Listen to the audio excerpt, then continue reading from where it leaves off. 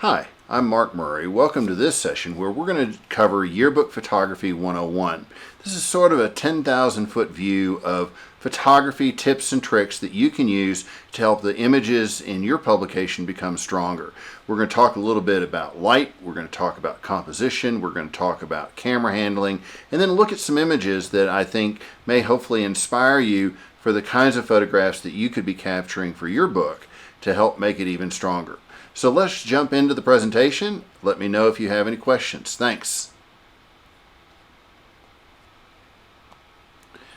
So let's start with a really great quote. This is a photographer by the name of Jay Dickman. He's worked a number of stories for National Geographic over the years. He's also a Pulitzer Prize winner when he was with the Dallas Times-Herald years ago, and now lives and works out of Colorado.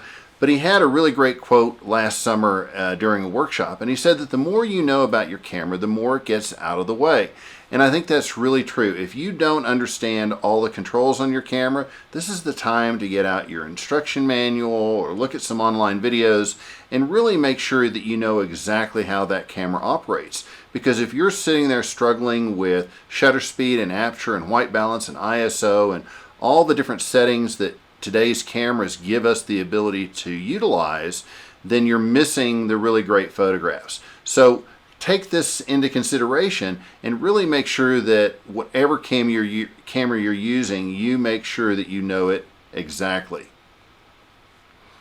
So we need to start by talking about light. Light is the basis of any of the photographs that we capture, and so understanding the quality, direction, and color of light is critical to becoming a better photographer. If we start by talking about quality, we have two extremes. On one end of the spectrum, we have what we would call harsh light. Harsh light comes from a single direction. It generally has very dark, distinct shadows, very sharp-edged shadows. The light is generally shining directly on the subject. It's not bouncing off of any other surface.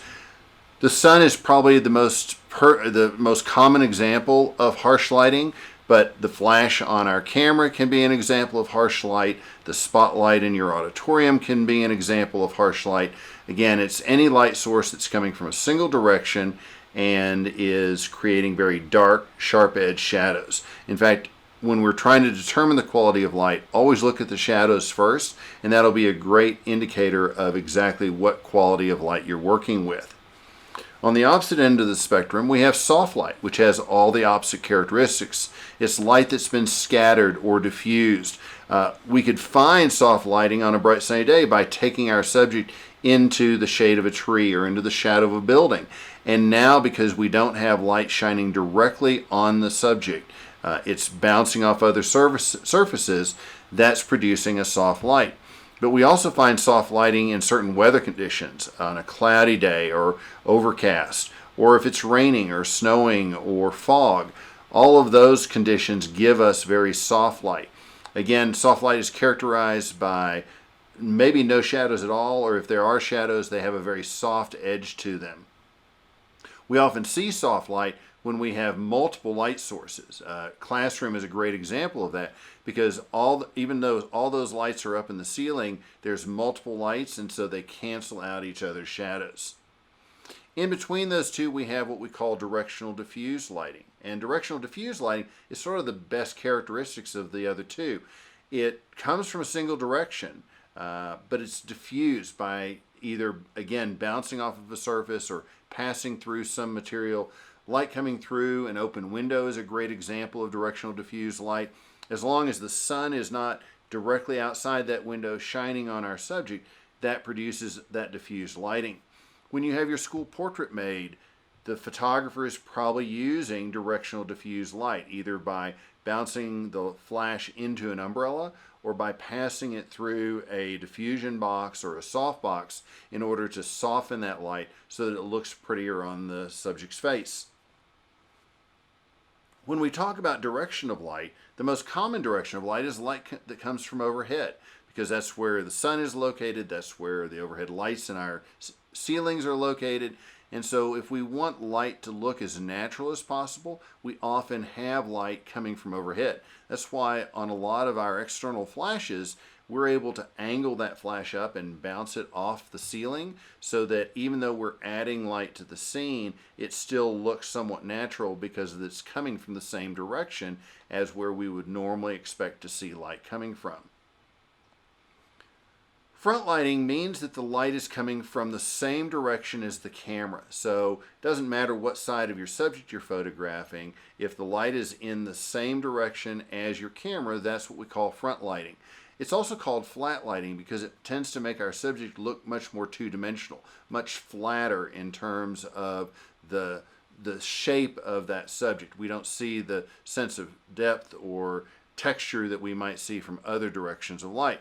In fact, if you really want to show texture and you want to show shape and you want to show depth, side lighting is some of the prettiest light that we can photograph with.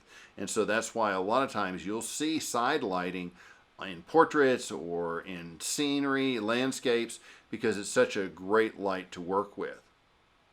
And then finally, if we have light coming from behind our subject, or the brightest area in the scene is behind our subject, our camera's light meter can be fooled by that, and it exposes for that bright background. And because what we're seeing facing the camera is the shadow side of our subject, we end up with what we call a silhouette. Now, silhouette can be a very graphic kind of image.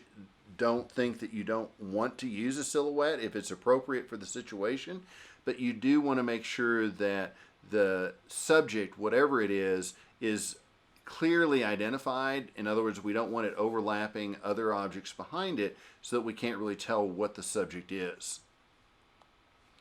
And then finally, when we talk about color of light, that's really has to do with the way in which the light itself has a white balance or a balance setting, a color temperature that produces a particular color on our subject. For example, warm light is what we see early in the morning or late in the afternoon when what we call the golden hour, where the warm light has yellow, red, and orange sort of tint to it so that it warms up our subject. And then cool light is the opposite of that. That's the blues and the greens. You'll actually find cool light in shade, in shadows. So on a bright sunny day, if you take your subject into the shade of a building, then you're going to actually get a little bit of cool light with that. We actually also see cool light with our external flash. It's a little blue, and so that's why sometimes photographers will put some sort of gel or a yellow or a red or an orange gel over their flash just to warm up the light a little bit. So let's look at some examples of what we've just talked about when we talk about light. Here's a nice example of what we call harsh lighting, and we can tell immediately because if you look at the shadows on the ground, they have a very dark, distinct edge to them. They're very sharp edged. And so this is a perfect example of a photograph taken in that kind of light. That's not to say that harsh lighting is bad. There's times when it's very appropriate. Here, it gives us great color. It gives us a really wonderful exposure. The photographer was easily able to capture the image that they wanted, but at the same time, it does create those dark, distinct shadows. This would be harder to, because of the direction the light is coming from, the shadows here don't fall on the people in the background, and so they aren't as much of a distraction.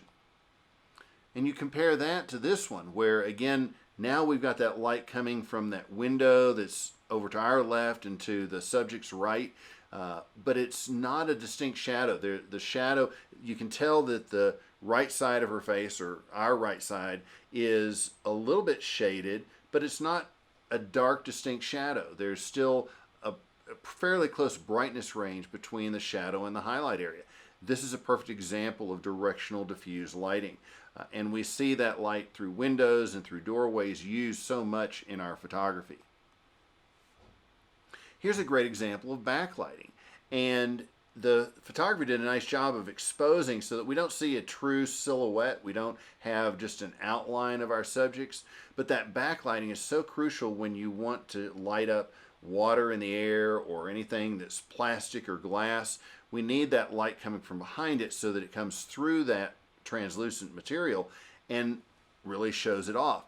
Here's a perfect example of where backlighting really helped improve this photograph and make it stronger. The idea is that we want the light to add something to our pictures. We want the light to not just be there, but to actually increase or improve our photograph.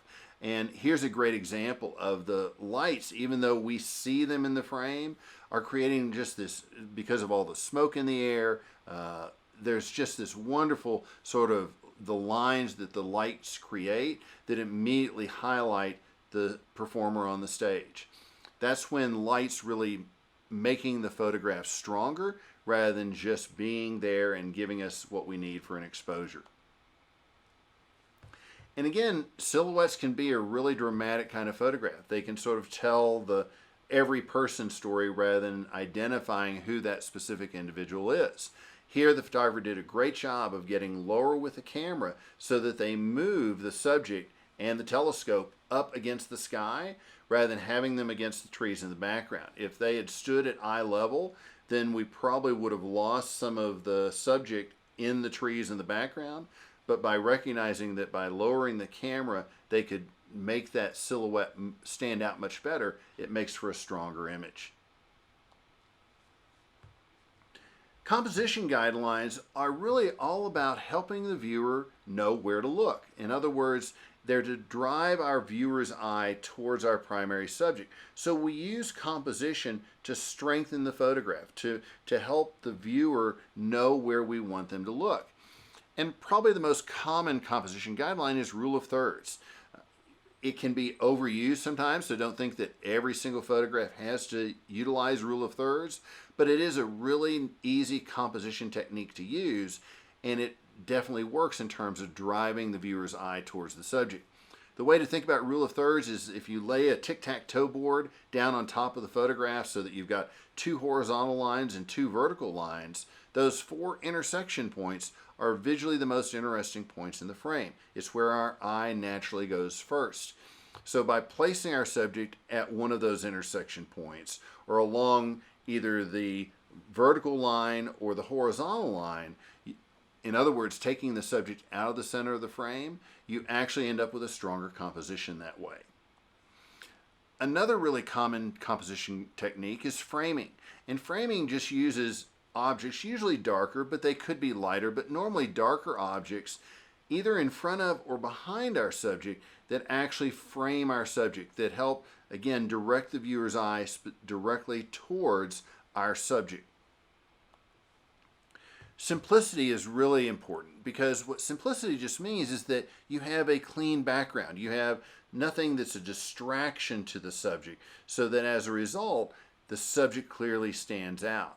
You know, if you're photographing at a baseball game or a football game and you've got all these cars in the parking lot in the background, that can be really distracting. But by getting the camera up a little bit higher and maybe getting the grass behind your subject, you actually give it some simplicity and you clean up that photograph so that, again, the subject is clearly identifiable.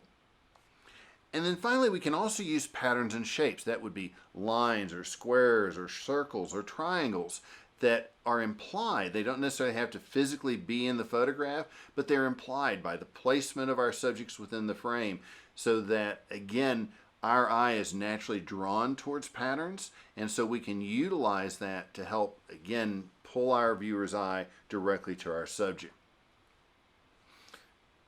So here's a great example of rule of thirds. You know, the primary player, the girl who's up in the air right now hitting the ball, is on that right side line. Her face is actually very close to the intersection point between the vertical line and the horizontal line.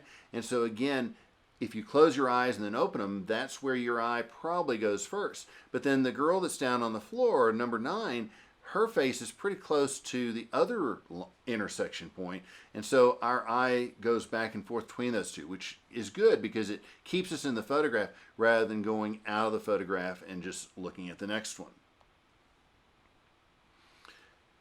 You know, here's a really fun photograph, a football team celebrating their state championship win, holding this trophy up in the air. But the photographer did a great job of having one face just really stand out so that, and then using the arms as a framing device around that face so that, again, our eye is naturally drawn to that face because we don't really see anybody else's face in the photograph. Here's another great example of framing where the photographer got really fortunate that with all this powder that's being thrown up in the air by these students, that there's one student whose face is actually very clear, and that one face is showing some really great emotion, and as a result, it works really nicely to draw our attention. Even though he's close to the rule of thirds, I think we could probably, we might crop out that right-hand side a little bit and move him in over to the side a little bit more, and that might make the photograph even a little bit stronger.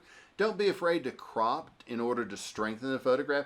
The reason we crop is to strengthen its composition. We should never crop just to make it fit a space on the page.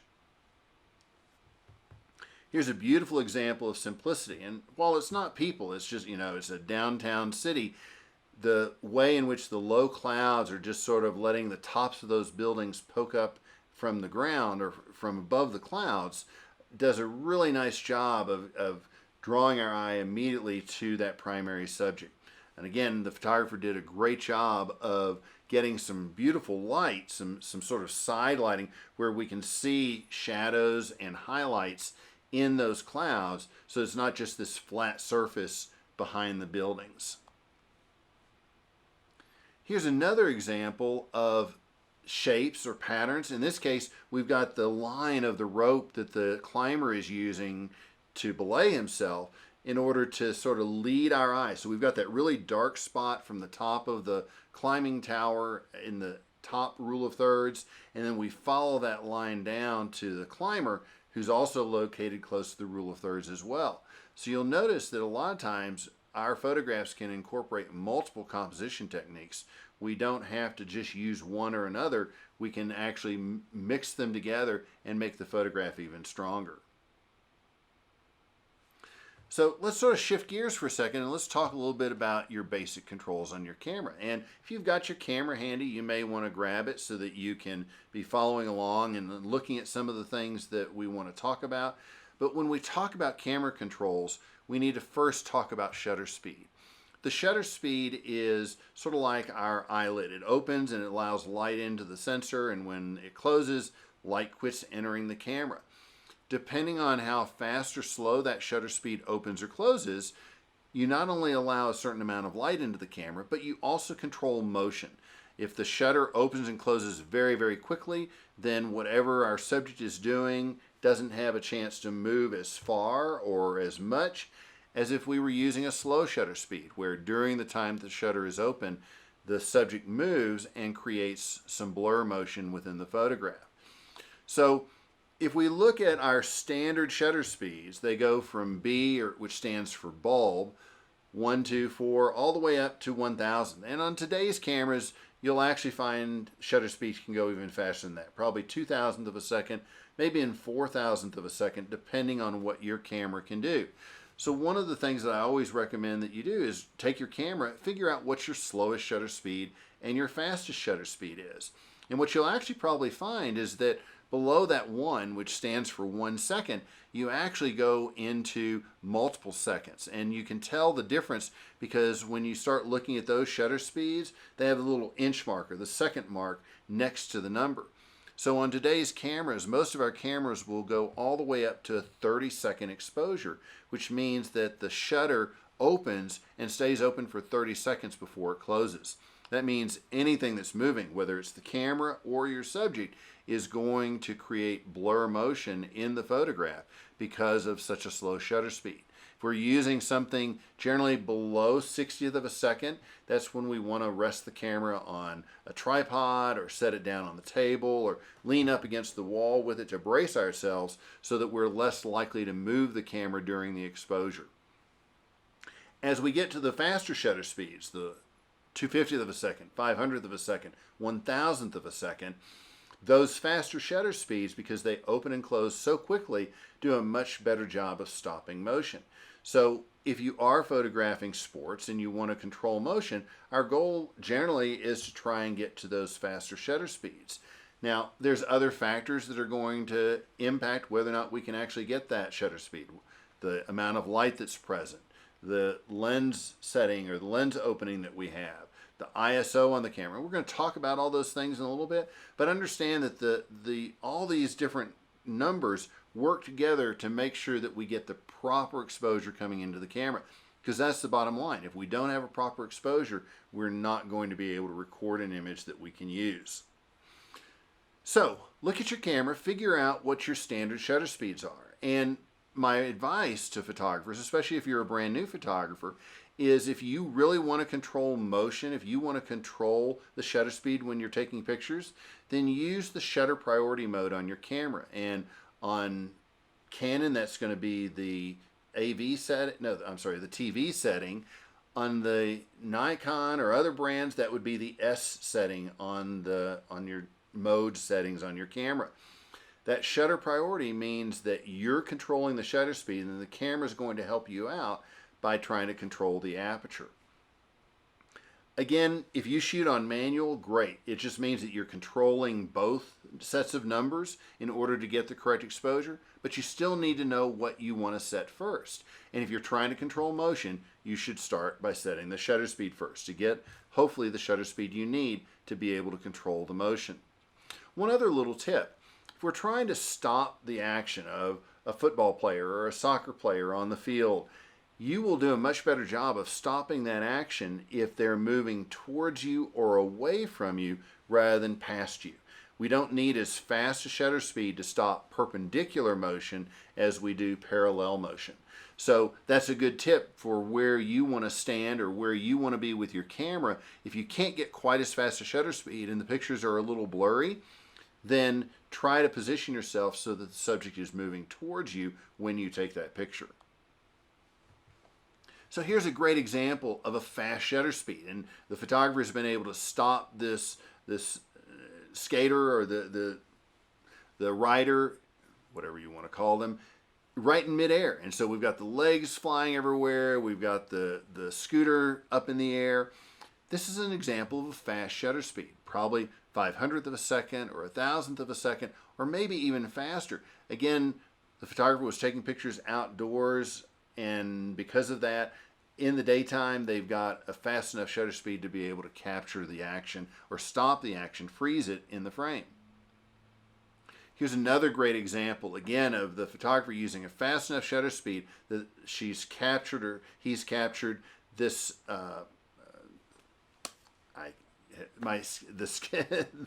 the skier, I can't think of my terms today, the skier in midair, and look at how he's completely horizontal. All that water is splashing up. That water is a great indicator of the shutter speed that we're using here in order to be able to stop the motion.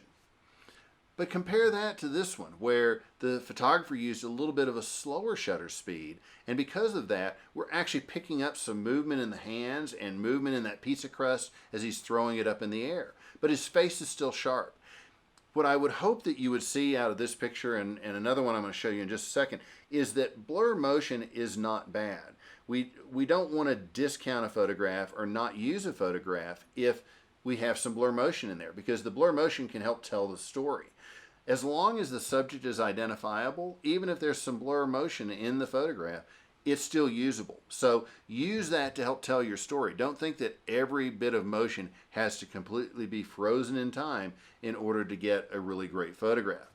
Here's another good example of that. I think this is just a beautiful photograph. The colors are great. The expression on this girl's face in the Powder Puff football game is just incredible. But there's a lot of movement and motion, but her face is still sharp enough to identify who she is. And that's what we're trying to do with our pictures. So a little bit of blur motion doesn't bother me at all. And then we can carry it even further with a technique we call panning. And with panning, what we're actually doing is we're moving the camera on purpose. We're sort of following the subject as it moves so that the subject stays fairly sharp, but the background blurs. Now, to do this, you generally need a little bit of a slower shutter speed, maybe a 60th of a second or a 30th of a second. So it's a little bit harder to do sometimes on a bright sunny day, but here the photographer did a really nice job. You can see from that object in the background, or the people standing in the background, that there's the camera movement. There's the amount of time that the camera moved, or the distance the camera moved while the shutter was open. So panning can be a really fun technique to use to help tell your story.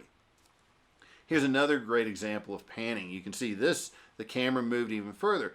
Again, it's not bright sun, so they were able to use a little bit slower shutter speed, and as a result, they get this beautiful motion in the background, but the bicyclist is still nice and sharp, so that they're identifiable. Even though it's really the face that we're concerned about, so it's okay that the feet are blurry, that the hands are not quite sharp, we can still identify who the person is. The other camera control that we need to understand is aperture or f-stop, and they can go by either name. You'll hear the term aperture, you'll hear the term f-stop, and they mean the same thing. The aperture or f-stop is like the iris in our eye. The size of the opening controls the amount of light coming in through the camera. And the aperture or the f-stop is always a function of the lens that you have on your camera. It's not really, so as you change lenses, the aperture that you have to, or the apertures you have to work with, especially the widest opening, can change depending on the kind of lens that you have on your camera. So it's a really great idea to, first of all, understand, if you have several lenses to choose from, which one is going to let in the most light. And if we look at our standard apertures, the lower the number, the more light it allows into the camera. So 1.8 or 2 or 2.8 lets in a lot more light than 16 or 22. And you'll hear these numbers referred to as f/ and then the number. So f22 or f2 is the terminology we use to talk about our apertures. As you look at these numbers, in addition to controlling the amount of light, they also control what we call depth of field. And depth of field is the area of acceptable focus. It's the area within the photograph that's sharp enough to be considered in focus. Because when we take a picture and we focus the lens in our camera, we use automatic focus on the camera is only focusing on one plane in space, one point in space. Anything in front of and behind that is going to fall out of focus just because of the way a lens works. But what depth of field does is it allows us to extend in front of that focal plane and behind that focal plane so that they're also considered to be in focus as well. And that's really critical. If you're photographing a group of people and you want to make sure that they're all in focus, then we need to use an aperture like f8 or f11 or f16 in order to make sure that the depth of field covers the entire group. On the other hand, if you're doing a picture of someone and the background is very, very busy and a distraction, that's when we go to the lower numbers like 2 or 2.8 or 4 so that you end up with a very shallow depth of field and that background falls out of focus so that it's less of a distraction. Now, our apertures are our primary controller of depth of field, but they also are impacted by the focal length of your lens. So the wider angle the lens you have, the more depth of field you're going to perceive within the photograph. A long lens, a telephoto lens, 200 millimeter or 300 millimeter, gives us a shallower depth of field because of the magnification that the lens is providing. The other factor that will affect depth of field is the distance from your camera to the subject. So the closer you are to the subject, the shallower the depth of field becomes. That's why once you're 20 feet away or more from the subject, you're pretty much going to see everything in focus, even if you have a really wide aperture, unless you've got a long lens to help bring that subject closer and give you that shallower depth of field.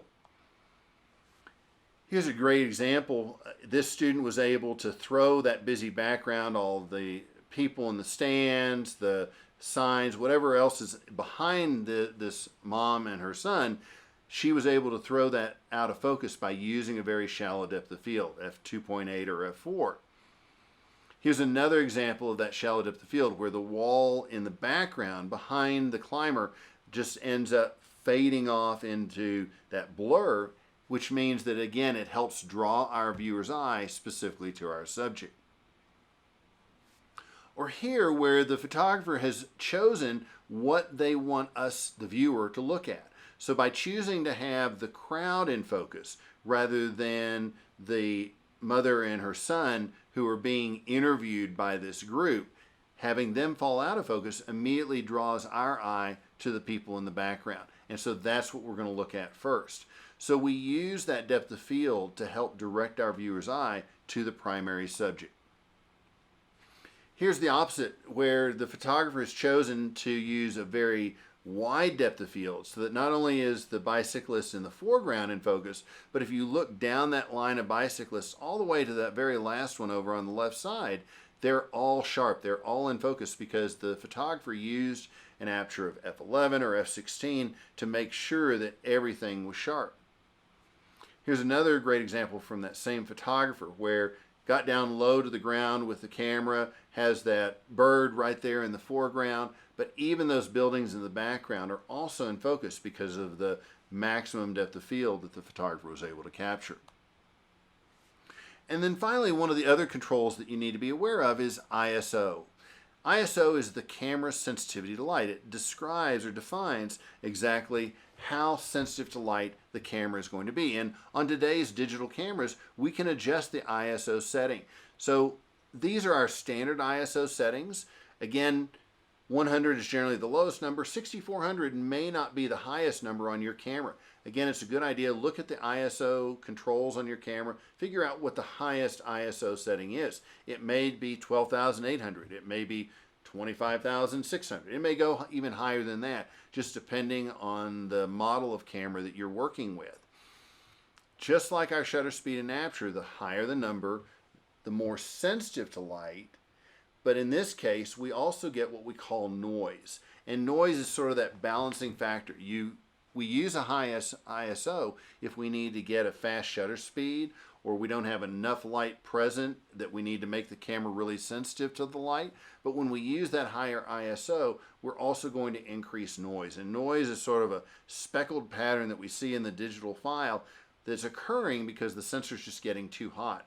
And so if you've got multiple cameras that you're using for your staff and one only goes to 3200 ISO, and you've got another one that goes to 12,800, then send that one that has the higher ISO range out to cover the football games or the soccer games or the basketball or volleyball games, where that higher ISO is really going to help in terms of giving you a fast enough shutter speed to be able to control the motion. One of the recommendations that I often give to photographers is try not to use the highest ISO setting because you really will get a lot of noise there. One of the suggestions I would make is go out and shoot a picture of the same scene or same subject at several different ISO settings on the camera and see how much noise you can live with. Here's a great example of this that a friend was doing as a test of the camera. So this is what you might see at ISO 400 or 800 depending on what the range is on your camera. But as the ISO increases, notice how that speckled pattern in the background starts becoming more and more apparent. And finally, at the highest ISO setting, that's what noise really looks like. And while we can do some things in our image editing programs to reduce some of that noise, you need to really test your camera to see what the ISO range is and how much noise you can actually live with. Finally, if we're going to talk about the photographs that you want to capture for your publication, it's really all about the story. What story are you trying to tell with your photographs? If you don't understand the story, if you don't know the story that you want to communicate to your readers, they're not going to get it either when they look at that picture, and they're just going to move on. So having a really good understanding of the story on the part of the photographer is critical when you're taking pictures. So as we look at these examples, I want you to think about what story are they telling, or even better, what questions do they raise in your mind? Because if we can create interest in the part of the viewer in the photograph, that's when they're going to read the caption, that's when they're going to read the story that go along with that photograph. We know that people look at pictures first because that's where we're naturally drawn to, that's what we're drawn to. But if we want them to read all that great writing or admire anything else about the spreads that you're doing in your book, then it's about making sure that those photos capture the story in a way that's intriguing or of interest to our viewer. So here's a great example of what's the story? Why are these football players spitting water up into the air? What's going on with the reaction of the players in the foreground? Hopefully you'd see this picture and want to immediately know more about it, especially if this is not your school. You want to know what it is that they're doing, and that's what makes for a great story. That's what makes for a great moment. Here, the photographer was really fortunate. One of the players came up to him before the football team did this routine and said, hey, there's going to be something special going on here. You might want to be ready with your camera. And so the photographer was able to capture that moment. By the way, the Trinity High School football team does a dance called the haka before and after their games, and the football players in the background had filled their mouth with water before the routine started to be able to do this sort of little special effect at this playoff game.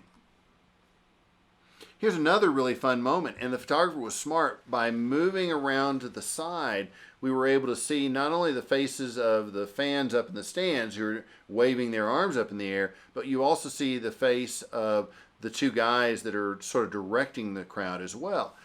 And it really is all about faces. We want to make sure that we position our camera at a position or at a point where we can see people's faces, because that's what your readers want to see.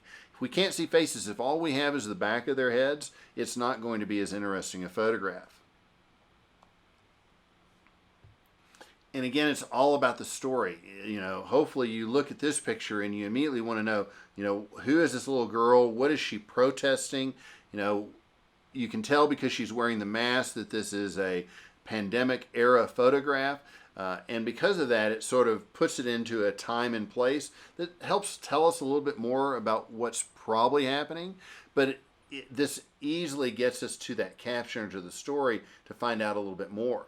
And again, notice what the photographer did. They used a really shallow depth of field so that the subject stands out, even though you've got those adults in the background. Because they fall out of focus, they're not as noticeable. Depth of field is probably one of the most powerful controls that we have as a photographer. So you want to understand exactly how to control it and how to utilize that to get the pictures that you want. Shadows, or the absence of light, can be a great way to tell stories as well. This is a beautiful example of what a drone photograph can do to create a really interesting shape and pattern.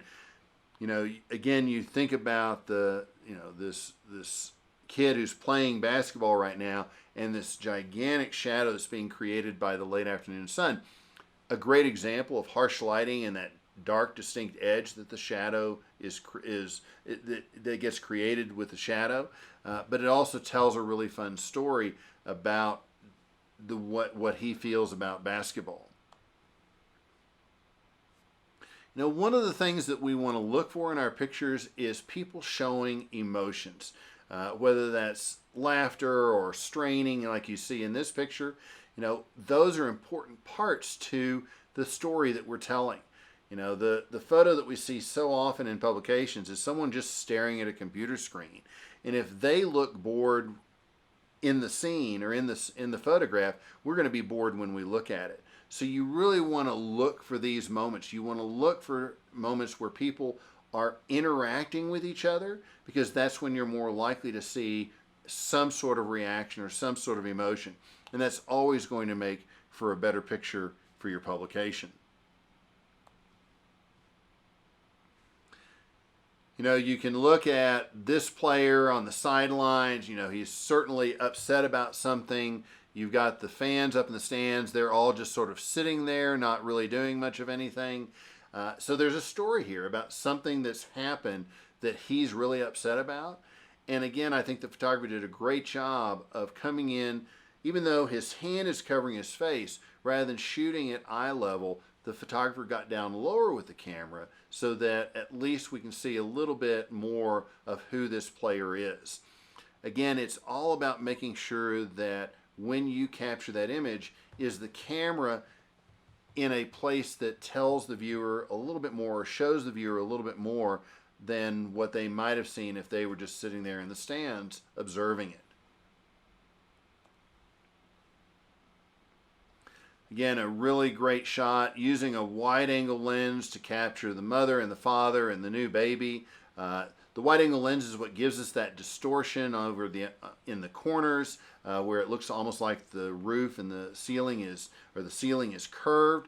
But it can be very effective because, again, it's given the photographer enough depth of field to work with so that not only are the dad and baby in focus, but so is the mom. That's when understanding what a lens will do for you in terms of providing either a shallower depth of field or maximum depth of field is really critical to make sure that you get the picture that you want. And while we've talked about different composition techniques, having the subject directly in the center of the frame isn't always a bad thing. Here, I think it works very well. So don't think that you don't ever want to put it there. What makes this work, though, is the really great cropping that the photographer used to make this photograph stronger. Excuse me. The cropping is an effective tool as long as you don't abuse it, as long as you don't use it to make that photograph fit a space on your page. But here, that narrow horizontal crop just really emphasizes the shape of the hurdles, the arms of the runners as they're going over those hurdles. And what's great is they're all sort of in different positions, so that gives us some really nice sort of this shape of the three runners' bodies as they go over those hurdles.